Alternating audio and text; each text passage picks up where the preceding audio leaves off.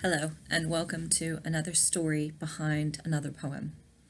I'd like to thank you for listening and following all the stories behind all my poems from the collection of poems Between Hindsight and Foresight. Today's poem is kind of apt given that I've missed last week and the 2 weeks before were delayed a day.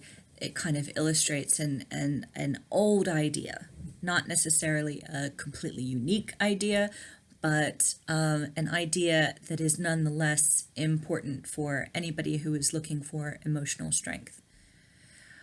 So today's poem, this week's explanation and story, comes from the poem Inner Strength in the nearly the very beginning of the collection. One of the reasons why Inner Strength is at the beginning is because most of my older poems are.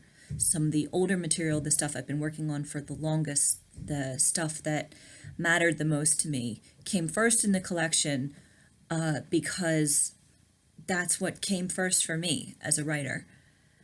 In a lot of writing journeys, you look at some of your old stuff and you don't necessarily see it as being valuable.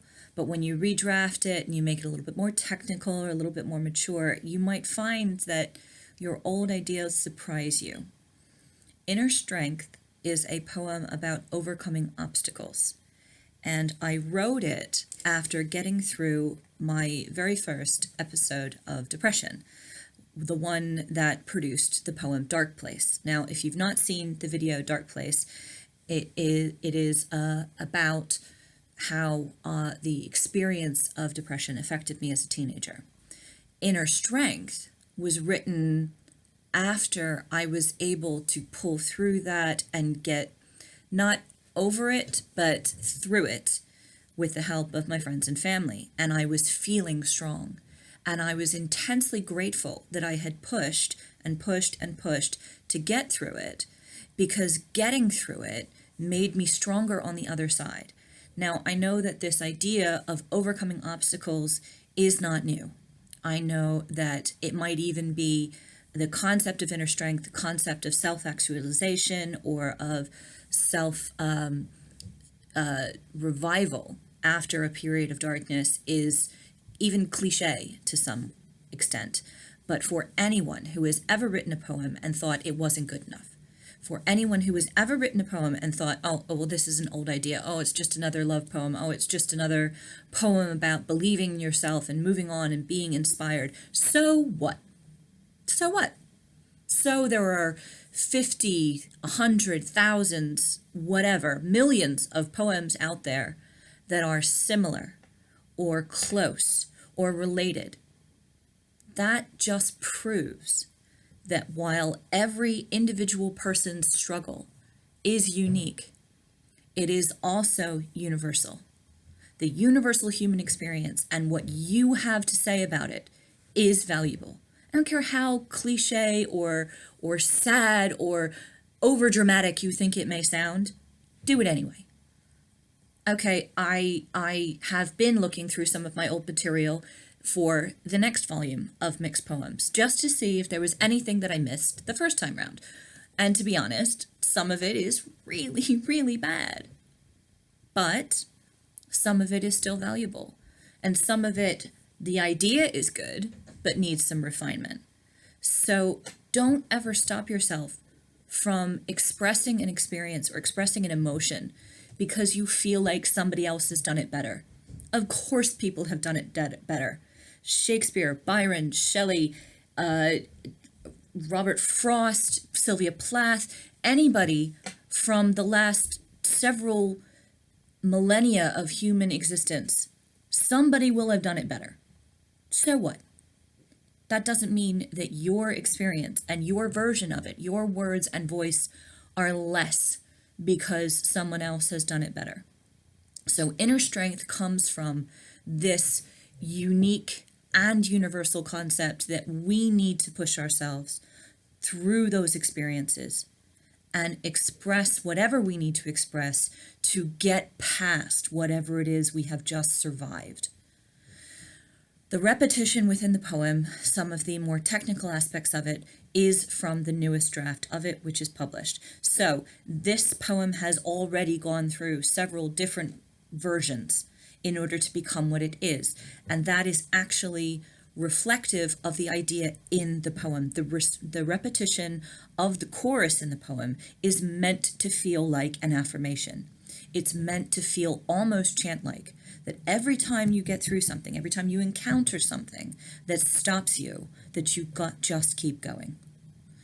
The shift in the poem, the first three verses, are from the first person perspective, because it was an inward focus of reflecting on what I've faced before, what I've encountered before, and how I feel about those encounters, how each of those times that I have actually tripped over a rock in my path is about getting up again.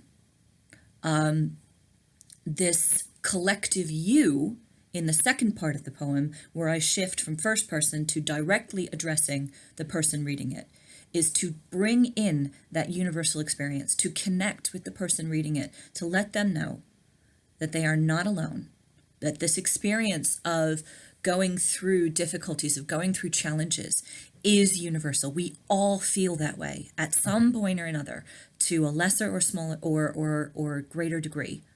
So when I am going into the direct address and the collective you becomes us together, getting through and getting on with pulling on our inner strength, it's about it's trying to get everybody reading it, including myself, to focus on successes instead of failures.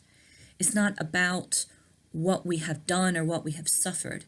It's what we do with that pain. It's what we do with that suffering, whether we learn from it or use it once we get past it. Take it, all of it. Own it. It belongs to you. Your experiences, your emotions, cliche or not, unique or not, well expressed or not, they belong to you and only you. And only you can decide what to do with it, or if you're going to do anything with it at all. I want you to combat that cliche that we are all, and own that cliche that we are all made up of a sum of what we have been and what we have felt and what we have done. That is the human race. It's what we are.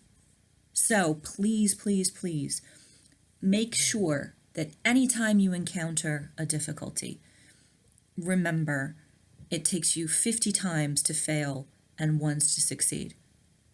And you move on from that and you do more challenges and you push yourself harder.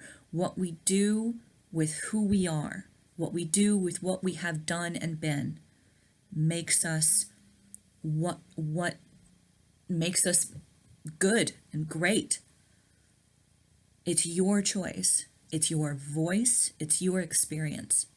So take it, take hold of it, grab that inner strength, reflect on it, and think about what you have survived, what we've all survived at this point, and what we will continue to survive as long as we remember, when we hit the dirt, just get back up.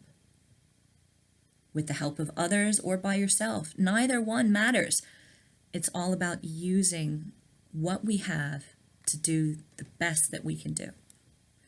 Thank you for listening. I hope to be back, next week, now that I'm back on track, a little bit stronger, having grabbed hold of my inner strength. And I will see you next Saturday.